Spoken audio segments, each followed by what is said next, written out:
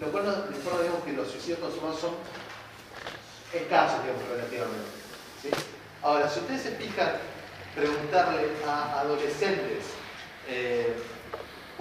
si que alguna vez han pensado en matarse, van a encontrarse un número mucho más grande, alrededor del 30%, entre un 20 y un 30%. ¿Qué nos informa eso? Que es considerablemente más frecuente la ideación que la conducta, ¿sí? Y uno puede decir, bueno, entonces son muy poquitos de los que piensan en esto lo que van a terminar haciéndolo, pero no tenemos muchas formas de predecir quiénes sí lo van a hacer y quiénes no. Entonces es importante atender a la ideación de por sí, tomarlo con seriedad. ¿Me explico acá? Muchas veces probablemente actuemos de más, pero es mejor actuar de más, ¿sí? Otro concepto, otra manifestación que también es muy importante es la llamada parasuicidios. ¿Han escuchado alguna vez esa palabra? ¿O conductas parasuicidios? Conductas parasuicidas o parasuicidios. Tiene que ver con ciertos comportamientos, ¿sí?, que son de alto riesgo, pero que no tienen la intencionalidad de producir la muerte. Les doy un ejemplo. Seguramente habrán visto chicos manejando a altas velocidades o cruzando la calle sin mirar, manejando alcoholizados, ¿sí? Esas son conductas parasuicidas. ¿Por qué? Porque implican un riesgo alto en el cual la persona puede morir, pero no es eso lo que la persona está buscando como objetivo, no está buscando como objetivo producirse la muerte. Por eso se les llama conductas parasuicidas, ¿de acuerdo? Algo similar ocurre también dentro de lo que son las autolesiones, ¿sí? Una persona se puede lastimar sin la intencionalidad de producirse la muerte. Por ejemplo, los cortes muchas veces aparecen con ideas o con intenciones diferentes a la de producirse la propia muerte. ¿Me explico acá? ¿Sí? Entonces, ¿cómo llamado la atención ese tipo de conductas? Tiene distintas funciones, pero rara vez tiene que ver con llamar la atención, ¿sí? Por lo general tiene que ver con la regulación de emociones. Está buenísima la pregunta. Muchas veces la intención no es que la interpretamos nosotros, sino que te la da el propio paciente o persona, digamos. Porque uno piensa, para vos la intención que tuvo él fue no matarse sino llamar la atención. Y ahí es donde caemos en el error, ¿no? Donde invalidamos, por ejemplo, los llamados de ayuda cuando un paciente te dice me quise matar, o me quiero quitar la vida, no quiero vivir más. Entonces hay que estar muy atento y no confundir sin intencionalidad suicida con llamando la atención. Para eso hay que analizar funcionalmente ese comportamiento, digamos. Yo me corté porque realmente si me corto no pienso en lo mal que me fue en el colegio, sino que estoy pensando en el brazo. Y eso es una regulación emocional, no tiene que ver con que me corté porque me quise acabar con mi vida. ¿Se entiende? Sí. Y es importante esto que dice Jorge porque muchas veces no lo podemos leer desde afuera. Se lo tenemos que preguntar a la persona. Un corte puede ser tanto un intento de suicidio, ¿sí?, como un intento de regular sus emociones. La misma conducta vista de afuera puede ser idéntica, pero con dos intenciones muy diferentes. Y esto es importante saberlo porque muchas veces como la herida o lo que tomó la persona o lo que hizo la persona nos parece de baja letalidad, no pasa nada, está llamando la atención. Y en realidad lo que suele pasar es que si eso es un intento de suicidio, muy probablemente va a ir escalando la letalidad. Entonces, esto que hoy puede ser un cortecito, ¿sí?, mañana puede ser un intento de ahorcamiento. ¿Me explico? Y digo literalmente mañana puede ser, porque puede ser que haya hecho un intento hoy y en 24 horas vuelva a hacer otro intento. Entonces, es muy importante tener una evaluación precisa de eso. Y dejo esto, ¿no? Nosotros por ahí no llamamos llamado de atención, sino que le decimos pedido de ayuda, ¿no? Para empezar a cambiar los nombres que me parece copado, digamos, porque esto se escucha mucho, el hecho de decir, no, está llamando la atención. Está pidiendo ayuda en realidad, digamos. No hay que quedarse con eso como que está manipulando o está queriendo llamar nuestra atención. Claro. Es importante eso porque muchas veces es estigmatizante. ¿Sí? Una pregunta, ¿cómo explicaría en una familia que hay varios intentos de suicidio? En una familia. Sí, un poco va de la mano de lo que mencionaba hace un rato Gonzalo. Tiene que ver con que hay un factor de aprendizaje social, ¿sí? Cuando hay un antecedente de suicidio en la familia, las otras personas pueden identificarse o aprender socialmente, digamos, de ese modelo. Porque, de vuelta, hay ciertas conductas que no nos las enseñan explícitamente, sino que aprendemos de otros. Por ejemplo, la violencia es una conducta que se aprende socialmente, incluso también el manejo de emociones. Se tiene una conducta socialmente aprendida. No me acuerdo de una frase, pero curar las penas me sale con alcohol, ¿no? Ahogar las penas. Ahogar las penas con alcohol. Es algo que muchos de nosotros tal vez intentamos solucionar, pero es socialmente aprendido. Nadie sabe a ciencia cierta si se ahogan las penas en alcohol, sin embargo, la gente lo hace y los adolescentes tienen consumos elevados de alcohol, ¿no? Son conductas que se aprenden. Esto es otra conducta más con una función diferente o la misma, que es quitar el dolor, ¿sí? Pero es la que tiene la persona en el repertorio. Y si en una familia es como una conducta para curar el dolor, posiblemente se aplique la misma. Claro, sobre todo pensando de que el suicidio en este caso también siendo una conducta que apunta o a regular las emociones que no están pudiendo ser reguladas o a solucionar una situación determinada. Claramente el suicidio no es la respuesta más adecuada ni la más funcional a ninguna situación, pero es la forma o es la herramienta que encontró la persona para regularse emocionalmente o para darle una solución a una situación. Y si ya lo tenemos aprendido, porque en un núcleo familiar viene pasando que por esta cuestión de la identificación o de lo fácilmente identificable que resulta la conducta suicida, es factible de que se suscite de nuevo. Por eso después en un momento vamos a hablar de los factores de riesgo y esto se considera, ¿no? Cuando en el núcleo familiar ya se ha dado una situación de suicidio, porque es posible de que esa imagen que quedó de la persona que cometió el acto suicida se vaya trasladando de generación en generación o de padre a hijo, ¿se entiende?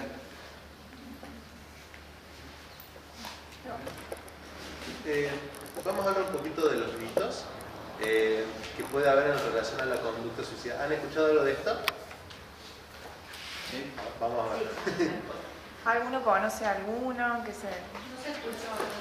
Que ahora vamos a hablar de los mitos, ¿no? Los mitos son creencias que están sostenidas y replicadas justamente por la sociedad. ¿Alguna vez escucharon algún mito en relación al suicidio o alguna creencia sostenida?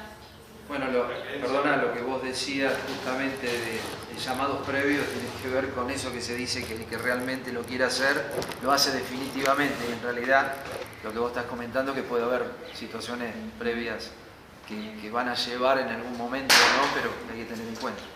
Perfecto. Es un muy buen ejemplo porque muchas veces pensamos que el suicidio no se puede prevenir y justamente porque hay manifestaciones previas es que se puede prevenir. Desde la ideación hasta intentos previos con menor letalidad son, digamos, claros indicadores, digamos, de que la persona está buscando ayuda. Si la recibe, el suicidio es algo prevenible. Sobre todo normalmente dicen es el que amenaza, no lo cumple, y eso es una falsa creencia que tiene que ver con esto, ¿no? Exactamente, sí. No solo desde la acción, digamos, que se autolesiona o algo así, sino también porque esta creencia de que si dice que lo va a hacer, no lo va a hacer. Totalmente. Tal cual, bueno. Algunos de los que ustedes estaban diciendo son así, ¿no? Y de hecho lo sostenemos como sociedad porque los vamos replicando. Escuchaba antes esto de ese quiere llamar la atención, ¿no? Y está como muy instaurado en la sociedad. Y esto que creo que por ahí se decía, ¿no? El que se quiere matar no lo dice, y en realidad hay muchas señales de alerta que va mencionando, que va manifestando, ¿no? Señales tanto verbales como no verbales, ¿no? Lo va manifestando de alguna manera. Este otro que decían por acá, ¿no? El que lo dice no lo hace. Y muchas veces se minimizan esos mensajes que la persona va dando, ¿no? A través de esto de, bueno, quiso llamar la atención, seguramente está llamando la atención, ¿no? Y sin embargo estamos minimizando ese mensaje que está queriendo dar la persona. este pedido de ayuda, como lo llamamos nosotros, ¿no? Después otro mito que está instaurado en la sociedad es esto de que al hablar sobre el suicidio con alguna persona que está en riesgo se lo puede incitar a que lo realice. Y en realidad es poder preguntarle a la persona, ¿no? Si se quiso quitar la vida o si está pensando en hacerlo, permite que la persona que está atravesando una situación difícil lo pueda poner en palabras, ¿no? Quizás es más el miedo nuestro de este lado habilitar esa pregunta, pero es un mito, ¿no? Porque le da lugar a la persona que hable de lo que le está pasando, ¿no? Esto que decíamos antes, ¿no? El que intenta suicidarse es valiente o es cobarde. Muchas veces juzgamos la conducta y nos alejamos de considerar el suicidio como una respuesta frente al sufrimiento, ¿no? La persona que lo intenta o lo hace está pasando por una situación difícil, está atravesando emociones que son difíciles. El suicida desea morir y en realidad, y ahí viene un poco lo que decíamos antes en relación a la ambivalencia, quizás es la respuesta que encuentra hoy cómo soluciona esta experiencia difícil que está atravesando. De hecho, hay que considerar que la persona no se quiere morir, simplemente quiere terminar con un sufrimiento muy intenso, con una emoción muy intensa y dolorosa, ¿no? Y la única solución que encuentra o tiene a mano es quitarse la vida. ¿Sí? Nosotros siempre lo vemos como una visión de túnel, ¿no? Cuando hay la única salida que encuentro, es decir, no hay alternativa, sino que la única salida que encuentro es quitarme la vida ante estas emociones que son difíciles, que son intensas, o ante este problema o esta situación difícil que estoy atravesando. Y esto, ¿no? Es una decisión que la persona sostiene. ¿Por qué decimos esto de que desea morir? Es una decisión que sostiene en el momento si no hay cambios, ¿no? Porque acuérdense de que la persona está ambivalente en cierto punto, no sabe qué hacer. Esto que decían, que charlábamos antes, ¿no? El suicidio se hereda, o esto de que es una cuestión más del orden de lo genético. Se puede reproducir en mismas personas, digamos, en las personas de una misma familia, porque se imita la conducta. Porque me acuerdo cuando tal se suicidó y seguramente solucionó su problema quitándose la vida, entonces yo voy a hacer lo mismo, ¿no? Es una conducta que se imita, pero no es algo que se hereda, ni tampoco una cuestión del orden de los genéticos, ¿se entiende? ¿El suicidio va asociado a la depresión? ¿Está asociado? Bueno, con esto de que ustedes decían, ligado a que en una familia pueden ocurrir diferentes es un factor de riesgo. Lo que pasa es que muchas veces se confunde un poco, digamos, el concepto de factor de riesgo con el concepto de causa, ¿sí? Cuando uno habla de una causa, uno habla de una condición que es necesaria y suficiente para producir un efecto. ¿De acuerdo? Y no hay nada que sea como necesario y suficiente para producir un suicidio. Pero sí hay muchas situaciones que incrementan la probabilidad de ocurrencia de la conducta suicida. La depresión es uno de ellos. Entonces, sí es un factor de riesgo, pero no necesariamente alguien que tiene una depresión va a tener ideación suicida, o alguien que tiene ideación suicida va a tener depresión. ¿Me explico?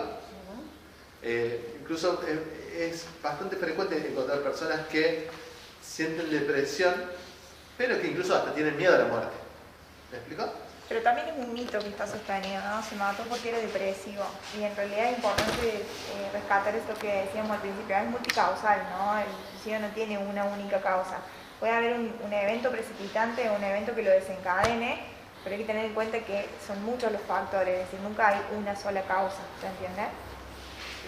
Bueno, después otro mito que está sostenido por la sociedad es esto de que las personas que se suicidan siempre tienen un trastorno mental. Y en realidad, o esto que hablábamos recién, ¿no? Justo da pie para pensar en relación a la depresión. Y en realidad se puede asociar, pero como decíamos anteriormente, no es la causa de el suicidio, es multicausal, ¿no? Y entendiendo que es un comportamiento, ¿sí? Es un comportamiento que se da como solución ante cierto contexto y ante la falta de ciertos recursos para manejar ese contexto que tenemos, ¿sí? Tal vez si esa persona tendría habilidades para regular las emociones, no estamos hablando de una persona suicida, estamos hablando de una persona que está pasando un mal momento y que está intentando regular sus emociones, ¿sí? Pero ante la falta de habilidades y un contexto sumamente fértil para que hayan este tipo de soluciones, y estamos hablando de otro panorama, ahí ocurre el problema, ¿no? Entonces está bueno empezar a Mitificar. sí. Bueno, palabra difícil. Bueno, y este mito que también está sostenido, esto de que se asocia por lo general con la población adolescente, que los desengaños amorosos en el adolescente conllevan suicidio, o el hecho de que le pongan límites a los adolescentes produce o genera mayor riesgo. Y en realidad la evidencia muestra que la mayoría de los adolescentes sufren o hemos sufrido un desengaño amoroso y no se ha cometido el hecho. Y en relación a los límites, muchas veces, porque por ahí los padres aparecen con este miedo, ¿no? De, uy, si pongo algunos límites, entonces denota más que es un comportamiento, digamos, un miedo más sostenido por los padres que por los adolescentes. ¿Alguna duda con relación a esto? ¿Se viene alguno de estos mitos que los han escuchado o piensan en algún otro? También en los adolescentes el sufrir bullying, también eso los lleva a tener este tipo de conductas, de pensamientos, como soluciones mágicas para terminar con ese problema, ¿no? Sí, suele ser un factor de riesgo. Sobre todo porque pensemos, digamos, que en la adolescencia se suele dar el proceso de socialización secundaria, que es aquella que las personas hacen por fuera del hogar. Y es justamente en la adolescencia donde se pone ese desafío. Entonces, ser rechazado por los pares, el no encontrar como un nicho en la sociedad, esta sociedad secundaria que son sus pares, digamos, genera como un fuerte malestar. Pensemos que la necesidad de contacto social para los humanos es una necesidad básica, tanto como comer, como dormir. El hecho de no encontrar contacto social nos genera emociones de malestar muy fuertes, ¿sí? Angustia, soledad, y que muchas veces subestimamos el poder de esas emociones. Sentirnos solos es tan malo como sentirnos adoloridos, ¿sí? ¿Se entiende esto? Sí. Hablamos un poquito de los factores de riesgo, ¿sí? Un poco